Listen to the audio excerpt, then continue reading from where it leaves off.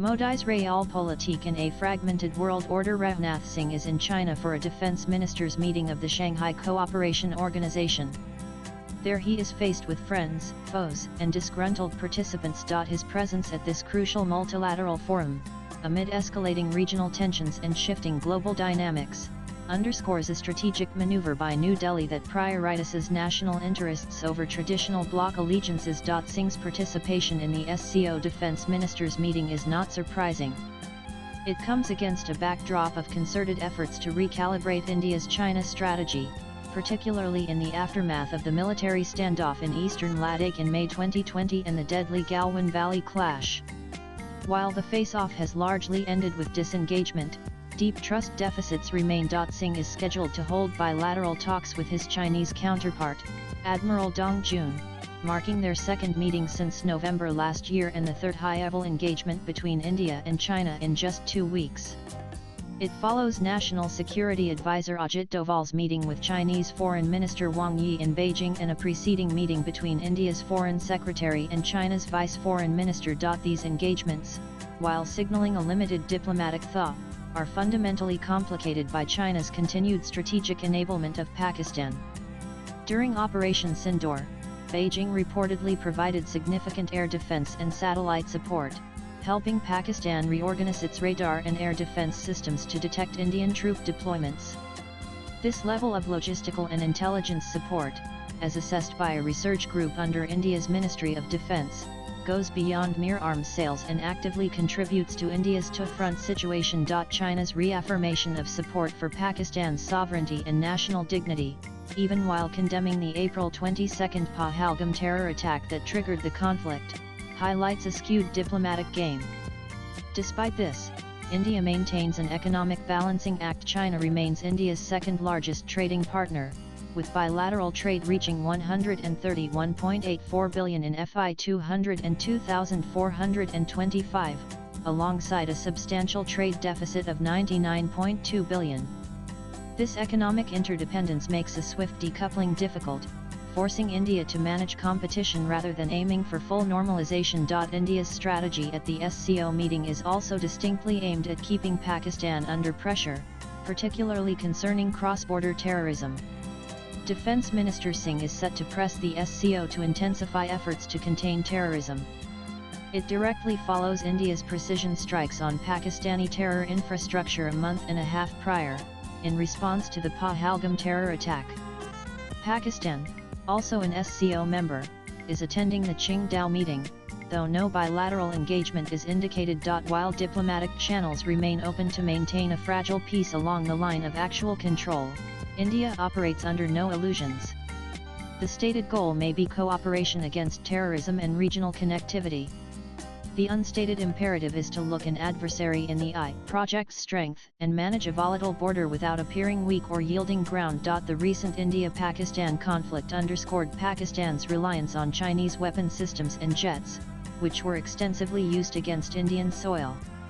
Concurrently, Pakistan's strategic choices in the broader region are being increasingly scrutinized. Pakistan's Chief of Army Staff, General Asim Munir, met with US President Donald Trump in an unprecedented departure from protocol, securing praise from CENTCOM for counter-terrorism efforts and receiving fresh financial commitments from the IMF. Simultaneously, Pakistan has taken actions that strain its complex relationship with Iran, including the closure of its land borders with Iran, except for the return of its nationals, shortly after Israel's attack on June 13. Driven by a desperate economic situation and the need for IMF bailouts, Islamabad appears to be aligning with a US strategy to deter and isolate Iran. This places Pakistan in a precarious position, caught between its American patrons and its own jihadist constituencies, who oppose any alignment with Zionist Israel. While Pakistan has historically competed with Iran for influence in Afghanistan and has a complex sectarian dynamic, these moves indicate a strategic alignment that might be leveraged. For New Delhi, a distracted and internally conflicted Pakistan, under pressure from multiple fronts, serves its strategic interests. Perhaps the most explicit demonstration of India's Realpolitik is its stance on the escalating Israel-Iran conflict, which directly defied the SCO's collective position. While the SCO, chaired by China, issued a statement strongly condemning Israel's military strikes on Iranian territory and expressing serious concern over the tensions. New Delhi explicitly stated it did not participate in discussions about the statement. It weakened the force of the SCO's condemnation of Israel's attacks on Iran and indicated a potential rift within the influential Eurasian bloc. Instead, the Ministry of External Affairs issued its own carefully calibrated statements, urging both Israel and Iran to work towards a de-escalation and use existing channels of dialogue and diplomacy. India's position is a pragmatic balancing act. It is Israel's largest weapons buyer, and Indian firms supplied rockets and explosives to Israel during the Gaza war.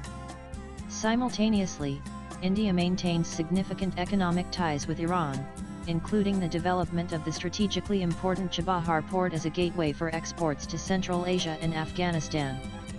U.S. sanctions, reintroduced by the Trump administration, pose a threat to this project, adding another layer to India's complex foreign policy calculus. India's refusal to condemn Israel is further underscored by its abstention from voting in the United Nations General Assembly on a draft resolution demanding an immediate, unconditional, and permanent ceasefire in Gaza. Domestically, India values Iran for energy security, connectivity, and as a counterbalance to Sunni extremism via its substantial Shiite Muslim population. New Delhi fears alienating this constituency by fully backing Israel.